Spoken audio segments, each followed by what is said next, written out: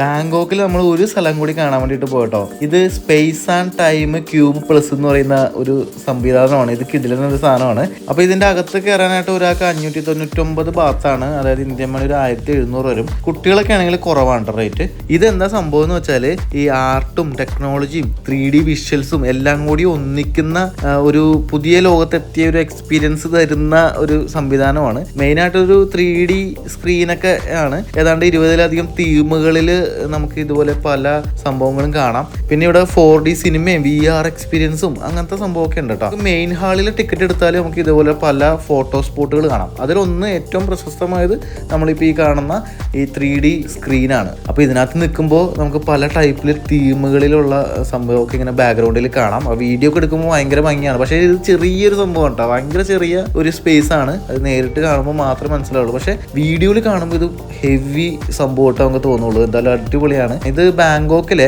Secant bank എന്ന് പറഞ്ഞിട്ടൊരു shopping mall ഉണ്ട്. അതിൻ്റെ ഉള്ളിൽ ഏറ്റവും താഴത്തെ ഫ്ലോറിലാണ് ഈ സംഭവം ഉള്ളത്. ഒരു 1 മണിക്കൂറോ 1.5 മണിക്കൂറോ മാക്സിമം പോയ 2 മണിക്കൂർ അത്രയും ചിലവിട്ടാൽ നമുക്ക് ഇതിനകത്ത് എക്സ്പീരിയൻസ് ചെയ്യാം. ഇത് മാത്രമല്ല കേട്ടോ, ഇതിനകത്ത് കുറേ പല ടൈപ്പ് ഫോട്ടോകൾ എടുക്കാൻ പറ്റുന്ന സ്ഥലങ്ങളൊക്കെ ഉണ്ട്. വ്യത്യസ്തമായ ഫോട്ടോകൾ, തലകുത്തി നിൽക്കുന്ന പോലെയുള്ള ഫീൽ കിട്ടുന്ന ഫോട്ടോ, പിന്നെ അങ്ങനെ കുറേ സംഭവങ്ങളൊക്കെ ഉണ്ട്. അപ്പോൾ ഇതൊക്കെ ഒന്ന് ജസ്റ്റ് എക്സ്പീരിയൻസ് ചെയ്യാം. ശരിക്കും ഇതൊരു കണ്ടന്റ് ക്രിയേറ്റേഴ്സിനോ അല്ലെങ്കിൽ ഫോട്ടോ ഇൻസ്റ്റാഗ്രാമിൽ വീഡിയോ എടുക്കുന്നവർക്കൊക്കെ ആണ് ഏറ്റവും ബെസ്റ്റ്. ഒന്ന് ജസ്റ്റ് കയറി കണ്ടിട്ട് പോവാം. മസ്റ്റ് വിസിറ്റ് ആണെന്ന് വെച്ചാൽ അല്ല എന്നാണ് എൻ്റെ ഒരു അഭിപ്രായം.